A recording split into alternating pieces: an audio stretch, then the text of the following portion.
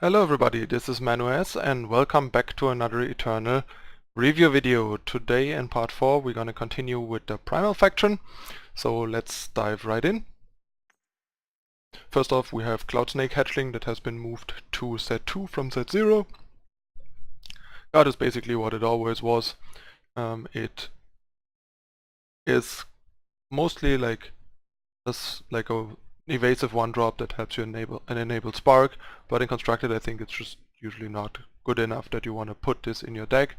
But in Limited I can see it as like a fine enabler for Spark or carrier for weapons in say Horu or Skycrack.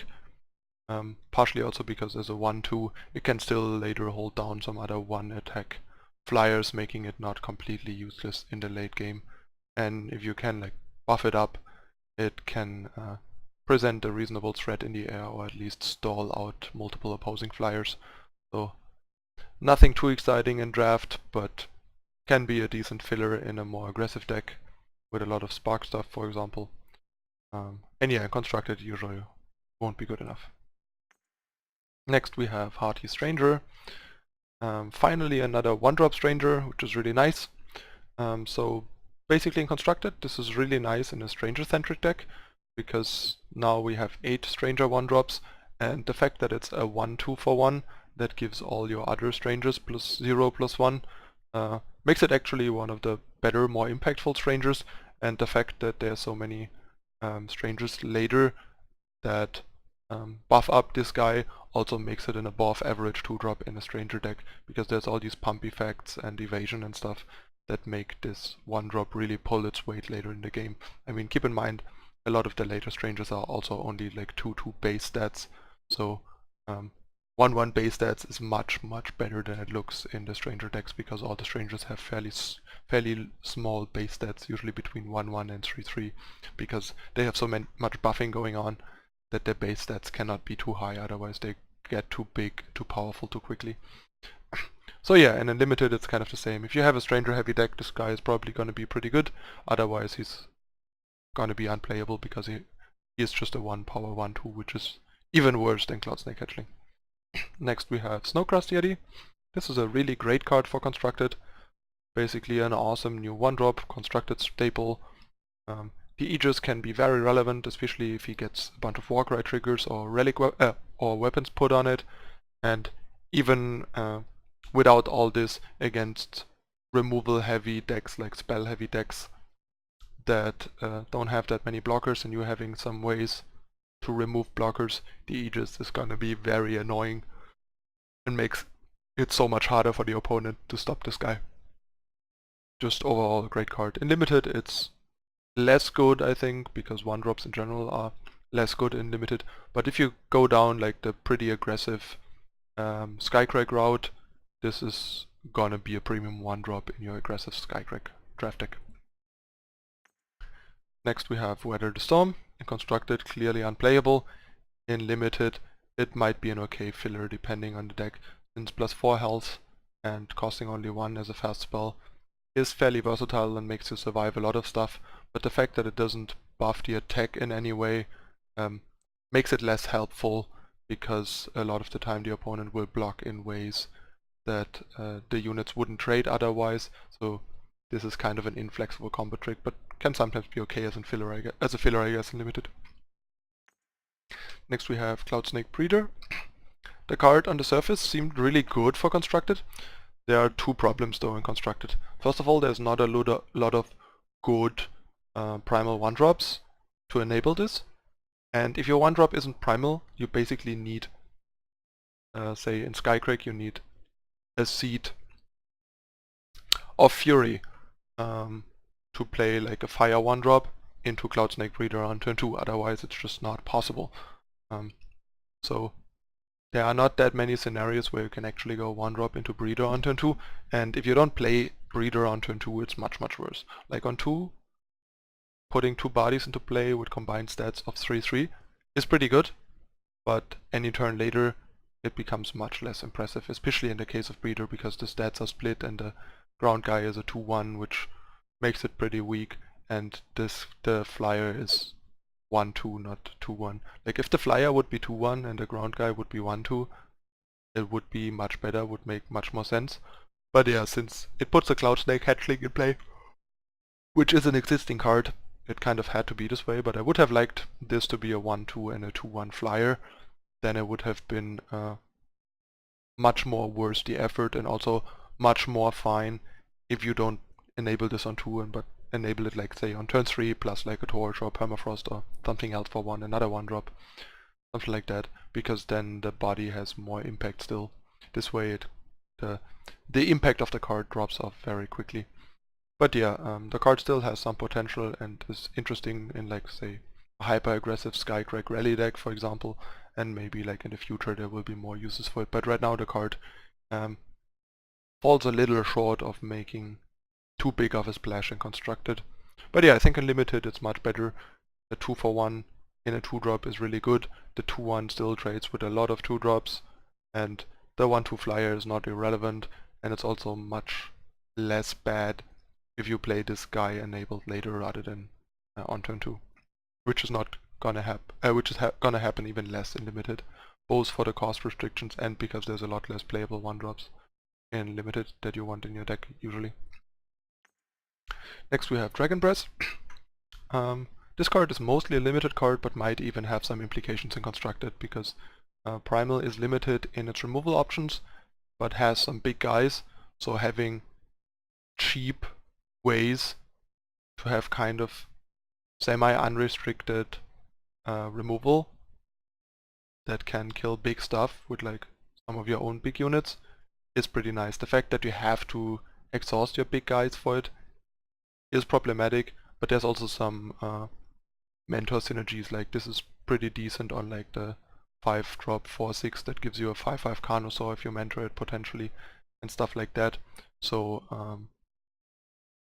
might pop up here and there in Constructed, but it's not super good for Constructed, but still sort of a niche, sort of a role that Primal can have in some faction combinations. And yeah, Limited, this is a rock solid removal, I would say. Enabled some of the mentor shenanigans, and overall it's just one of the better Primal removals in Limited, I would say. My first draft deck had 4 of these and it was doing pretty well for me. I went 1 and 2 into 7 and 2. You can find the screenshot on my Twitter and Facebook if you want to check it out. It was a straight up Elysian deck, no splash. Next we have Maelstrom Bell. Not really much to say about this card. This card is just terrible. This is the kind of card that people would light on fire, rip apart and eat as jokes in paper, because that's how bad and useless this card is, and that is a rare. That would be the kind of rare to open in a paper pack that would make you want to like rip up or throw away the entire pack straight away. I don't know what they were thinking with this card. The card just seems so bad in every format. So much time invested in so little speculative, low impact gain. I have no words. Next we have Mating Call. Another kind of weird mentor card. You basically mentor a unit and then you get to put all copies of the student from the top 10 cards of your deck into play. Problem is 10 cards out of 75 cards. Really not that much, given that you have to have one of your 4 of units in play. You have at best 3 in like, I don't know, maybe 60.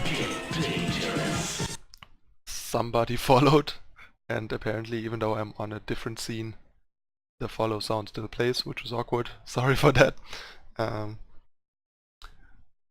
Also, what I was saying is you maybe have like 65 cards left with 3 in it, and you see like less than a sixth of your library. So your chances of hitting one of those 3 is pretty low. So you basically would need to know that one of your copies is on top. You would need some sort of control of like, I don't know, second sight and stuff. And even then it's a lot of hassle to just get like one guy in play and so on. Yeah, like a lot of work for medium gain, very speculative, just doesn't see enough of your deck. And with 4 of copy restriction in a 75 card deck, this card is basically just bad in both formats. Close to as bad as Maelstrom Bell, I would say. Next we have Talon Dive. Once again, pretty clearly not a constructed card, a combat trick that is limited to flying units and costs 2 but still only gives +2/+2 and a fairly irrelevant overwhelm. In limited this is probably fine in a flyer heavy deck because there's not that many tricks, and tricks, even mediocre tricks, are much better in limited than in constructed, I would say. So yeah, in limited, if you have enough flyers, this is a decent card to put in your deck, I would say. But yeah, I wish this card was better, since for 2 power I would really expect something more, especially if it's already restricted on its targets. Could have been like, I don't know, 3/3, maybe not give overwhelm. But +2/+2 and overwhelm is just very underwhelming rather than overwhelming for 2 power, especially if you can only target a small part of all possible units in the game. Next we have Trailblaze. Pretty underwhelming cantrip. Cantrips for 2 with very little selection are pretty weak, so this is basically scry 1, draw a card, which is not very good. You get to check the first card. If you want to draw it, you can draw it. If you don't want it, put it away and draw a random card. At least it's an instant, it's a fast spell. But yeah, the card should clearly cost 1 power in my opinion, and maybe not be a fast spell. Then it would be a solid playable card to put in like slower decks to make your deck thinner and get some digging, some filtering. Not sure what they were thinking by making this 2 power and a fast spell, other than making it basically irrelevant. Like in limited it's like an okay filler sometimes, but in constructed it's utterly unplayable basically. Really sad about these cards. Like some of these cards are so obviously bad that I'm wondering like, why not give it to us in like more of a magic power level quality?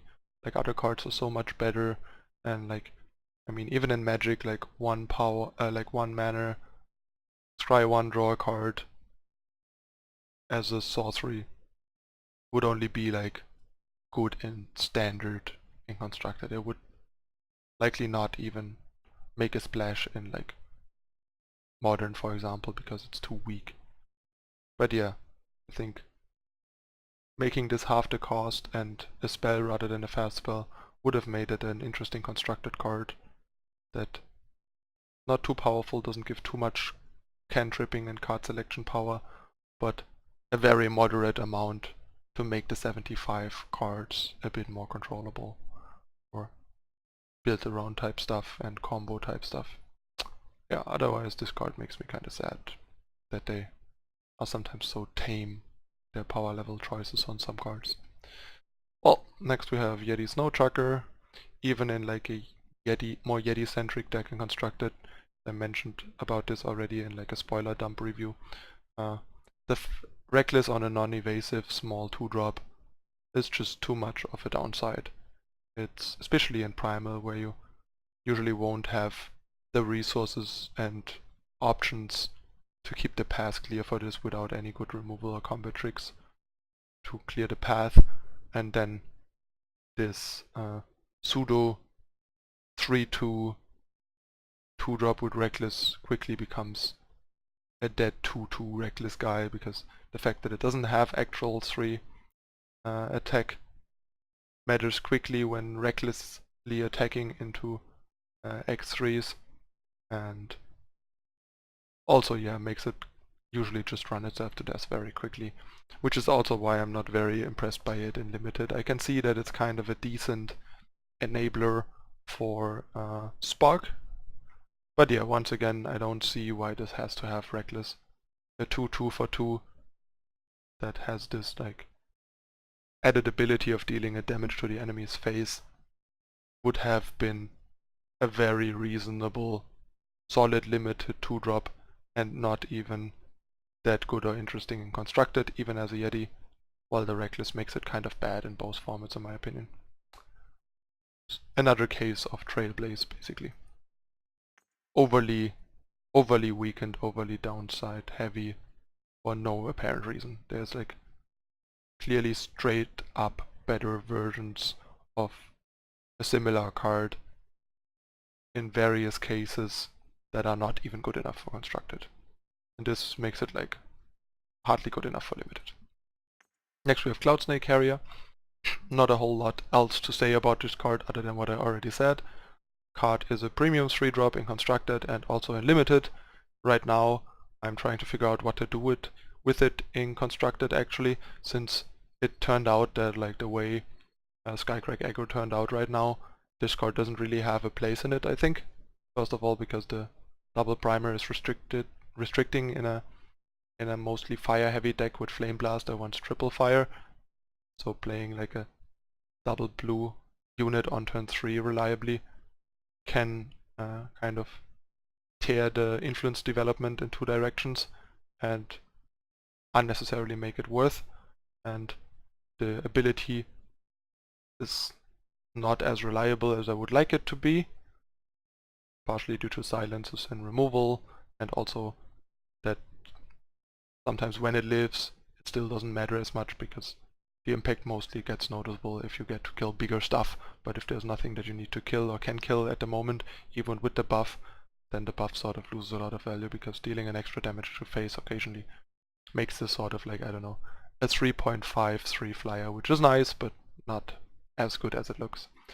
So yeah, right now I don't fully know what to do with it, but long term this is definitely a Primal staple and will find its place sooner or later. Right now I just don't know where the place exactly is, because right now it doesn't have a place in my Skycrack Echo deck.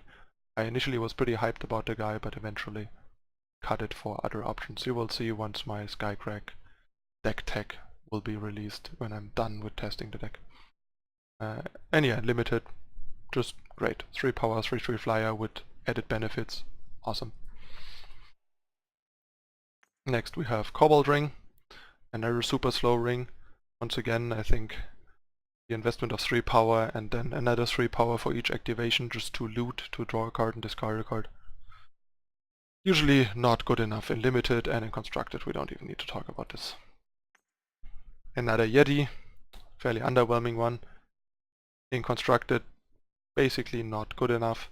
In limited, okayish, but the problem is there's so many 2 power units now with so much more 2-drop rangers and other 2/2s on 2 that you really don't want your 3-drop to trade with those. So a 2/3 would be much better than a 3/2, since the 3/2 trades down a lot.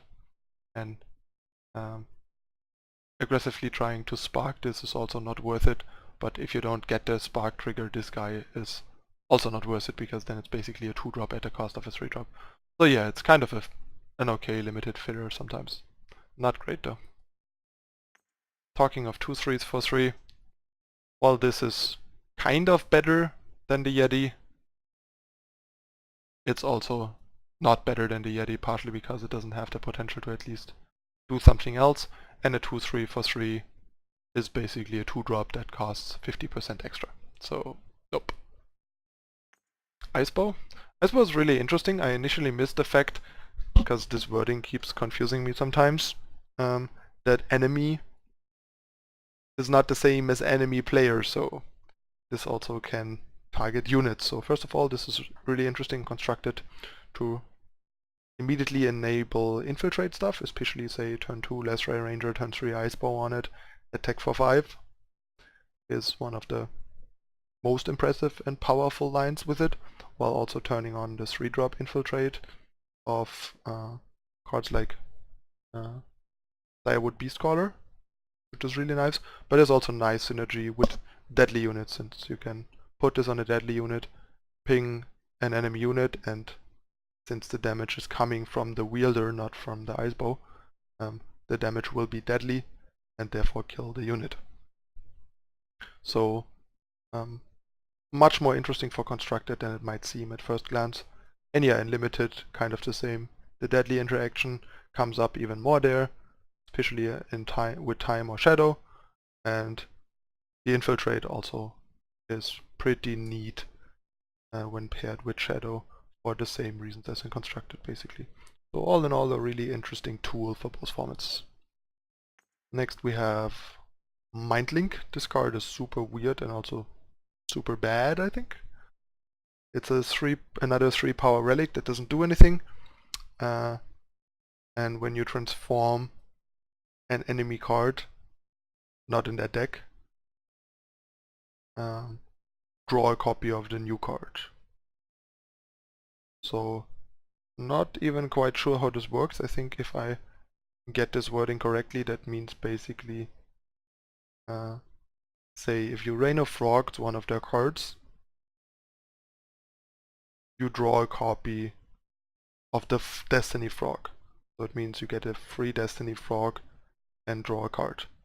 But as you might have noticed, this line involves turn 3 do nothing but play Mindlink, which is doing nothing, and then turn 4 also do nothing that impacts the board, Rain of Frogging the opponent, and get like a free frog that draws you a card. Like, I am so confused by the point of this card. This card is just like, yeah. There's probably some weird other nice stuff that you can do with this, but all in all it's gonna be very weird and very cute and very bad. This card is like Maelstrom, the Maelstrom Bell of legendaries basically. So yeah, feel free to tore and burn at will, except it's a digital card, so you can't. So you just dust them on site and are sad that you opened them. Next we have Skyrider Vanguard. In Constructed, this is very likely not worth it. It's a 3-drop. The +1/+0 buff is permanent, but only happens after combat usually, because you need to spark, and you usually spark on combat mostly. So this will, even if it is played on curve, only impact your units the turn after, and it's very fragile at 2/1. At least it has flying itself. And keep in mind that the spark also affects Skyrider Vanguard, so if you spark it, it's actually basically a 3/1 without directly, so it's like a better Sky Snapper, which actually makes this really good in Limited, especially if you have a bunch of flyers.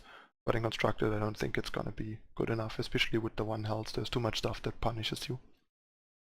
Next we have Stormcrasher, another card that's clearly meant for Limited, but hell, this card is great in Limited. 3 power 2/2 flyer is already rock solid in Limited, and the fact that you can turn it into a 4/4 flyer 3 turns later when you have nothing better to do is incredible. I love these pay 6 ultimates. They are very reasonably costed and very reasonably in terms of power level. I think I said that earlier already in another video. And yeah, turning a solid 3 power 2/2 flyer into a pretty good overall 9 power 4/4 flyer is very balanced and also very robust. That's exactly the kind of solid cards that are good early games, good late game, that you want to reduce variance in games like this, while especially when you have like bigger deck sizes than say in Magic. Next we have Jotun Cyclops, clearly another card that's only meant for Limited. In Limited it's fine, I'm not super excited about it. It's basically a better bouncer. At least we get Overwhelm and a Spark, and on Spark we get a Snowball. These are both things that make it better. It has the potential basically to be a 2-for-1 by snowballing something and then having a 4/3. So all in all, an okay card. Definitely a lot better than Bouncer, but we all know how bad Bouncer is. So still not a great card, but an okay card to round out your curve if you need 4-drops in a Primal, especially if you have extra ways to make good use of the snowballs. Wrong card. Next we have Ridgeline Water. I think this card is pretty bad in Constructed and also fairly bad in Limited. I think 4 power 3/3s are just not good enough usually in Limited. The baseline I think is at least around 3/4 or 4/3 in Limited, judging from like what other common units usually do in 4. And the Aegis is like pretty irrelevant on a vanilla 3/3 with no evasion. This is like arguably worse than Aerial Ace, which is a 5 power 2/3 Aegis flyer. And that's already pretty bad, and this is arguably worse, I would say. Makes for an okay weapon carrier in Horu, but still I rather just put my weapons on a flyer without Aegis than on this guy. So yeah, not good.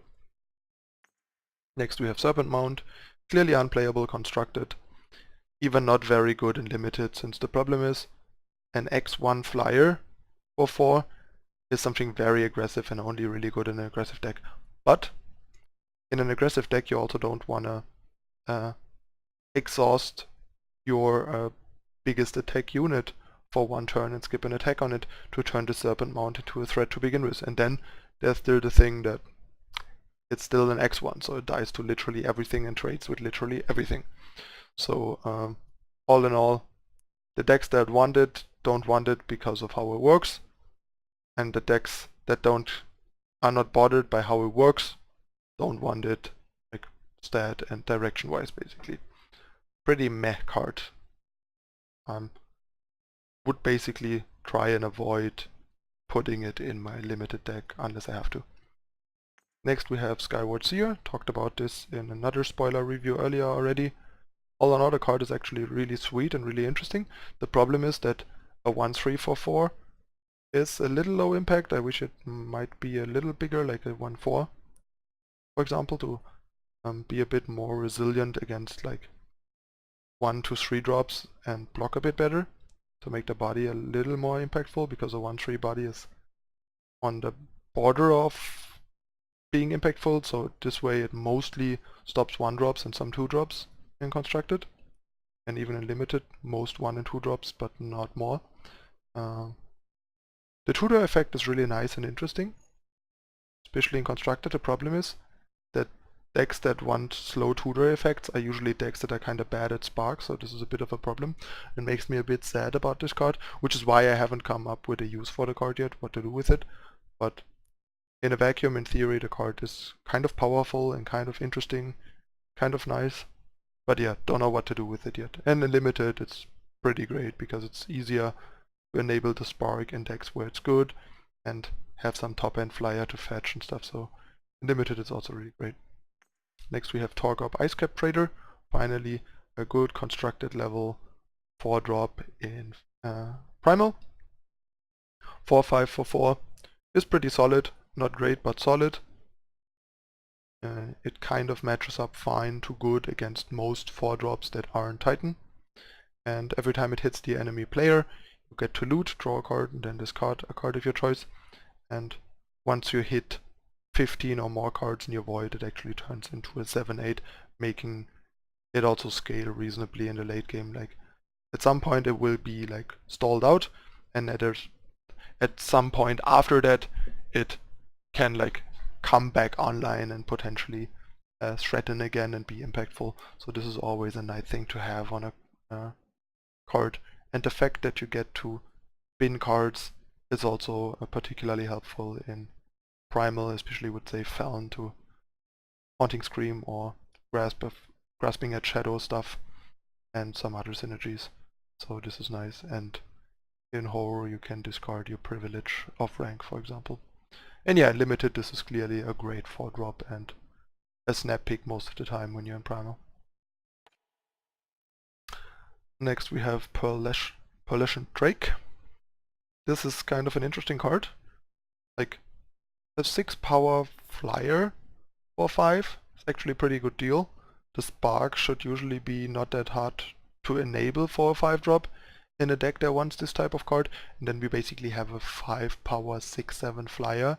And that's one of those cards where Reckless is really not a big drawback. It only means that you have to be offensive, you have to be aggressive with it. You cannot rely on it as a blocker after the turn you played it and basically use it to stall.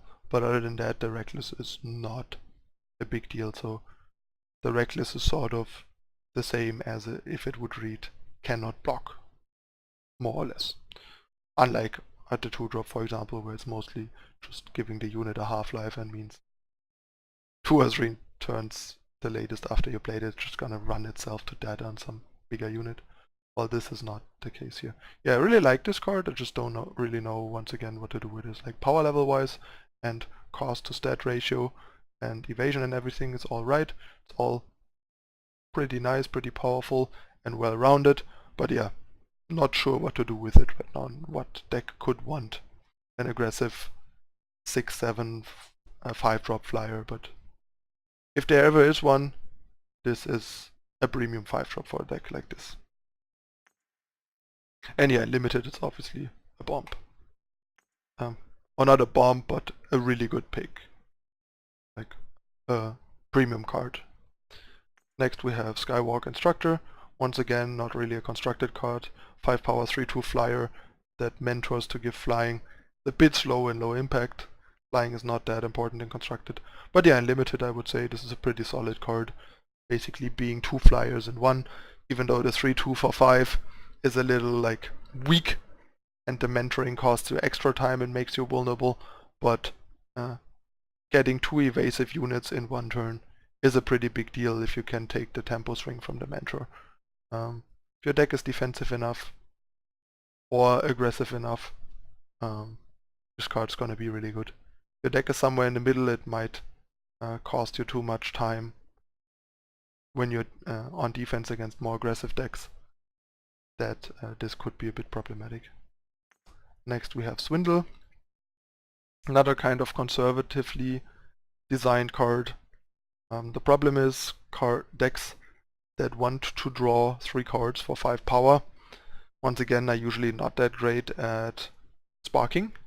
So putting spark on these like defensive slow controlling cards is much more restrictive than it might seem, and puts them in a weird place where they don't want to go into the decks that are good at sparking, and the decks that they want to go into do not spark well, so they're kind of either unreliable or slow and misplaced, which is a problem. In limited, this card is actually really great and pretty well enableable in a Primal evasive deck.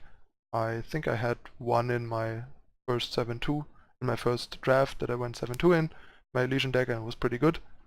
But yeah, in constructed, I don't see what deck would want this and could also support the spark well enough. Next we have Watcher of the Big Ones, that I talked about earlier.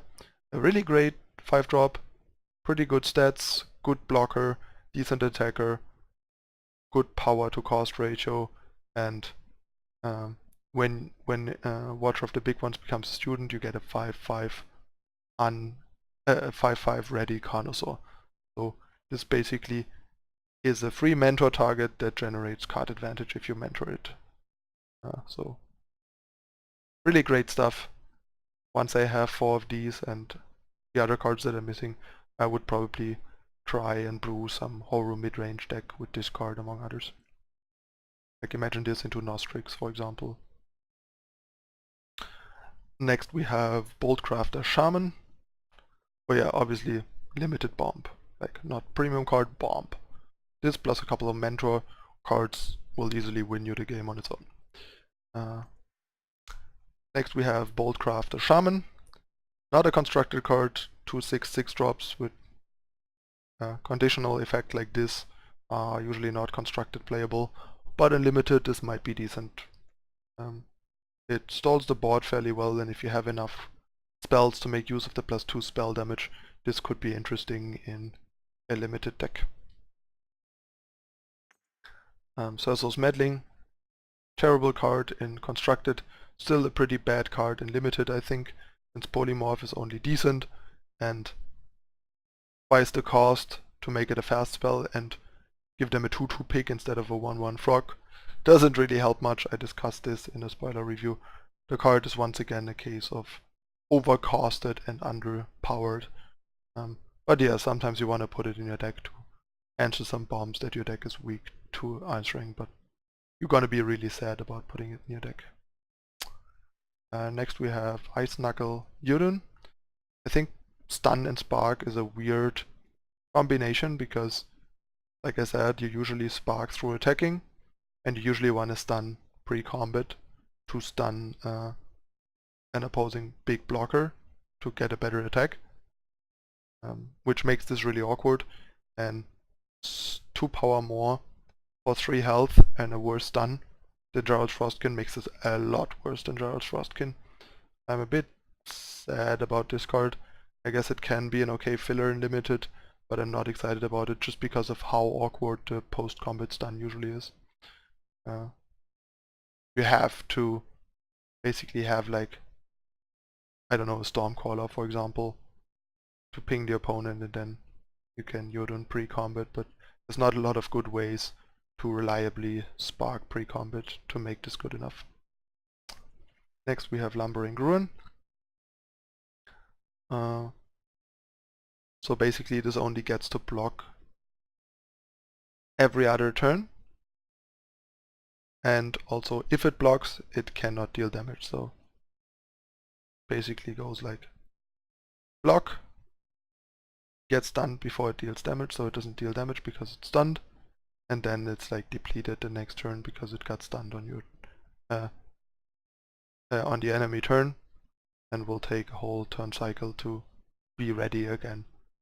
So yeah, clearly not meant to block, but 6 power, 6/7 is pretty good. I mean, like this basically is another creative way of saying this is not meant to blocking and it's not supposed to block. But at least it can block if you're in a pinch. Like basically if you would die, you rather block with your Lumbering Ruin than die. While a unit that would just straight up read cannot block, could just not block and you would die. But yeah, as an attacker, 6 power, 6/7 is pretty solid. So in a more proactive deck with other good ways to block, this seems like a decent 6-drop in a limited deck and clearly not a constructed card. Next we have Adaptive Predator, 7 power, 8/8, Overwhelm, another case of Reckless. And yeah, every time it hits the enemy player it gets a random battle skill. But given that it's an 8/8, it's not gonna hit the opponent very often before the opponent dies, so the battle skills are kinda low impact because they don't have a lot of turns to matter. And so you basically have to hope for, like, say, flying or unblockable on the first hit, or Overwhelm, like some good stuff of like some good evasion or pseudo evasion triggers on the first time if you get to. Oh yeah, it already has Overwhelm, so the Overwhelm definitely helps. My bad, I forgot about that while talking about it. So yeah, the Overwhelm helps a bit to get these battle skills, but yeah, still kinda so-so. Like, in constructed, clearly not a consideration, but in limited it's a decent 7-drop. I would say it's about on the same level as the 7/7 that gets Overwhelm with Empower for 7. This is a bit more aggressive, but also better statted. Always has Overwhelm and can get better, so it's a bit better than the 7/7 Empower for 7. And last but not least we have Icequake. I think 7 power for this type of effect is really bad for this type of effect, because everything you want to kill either probably has killed you already, or is irrelevant, or is dead. And yeah, it's even a spell, not a fast spell, and it also deals 3 damage to your units. While it only deals 3 damage to the enemy player, it deals the damage to all units, not only the enemy units. And even if it would deal only to the enemy units, 7 power for this card is really bad. In constructed especially, but even in limited I think. And that concludes my review for the Primal cards for today. As usual, if you want to support the channel and my stream and my content, check the donation link down below in the description and donate there if you want to support. Other ways to support me obviously are sharing my content, my channel, telling your friends, and subscribing down here and liking the video if you enjoyed the content or found it interesting or helpful. And let me know in the comments what you guys think. Tomorrow we're gonna continue the review with the shadow cards. So thanks for watching, see you next time, I'm out, bye.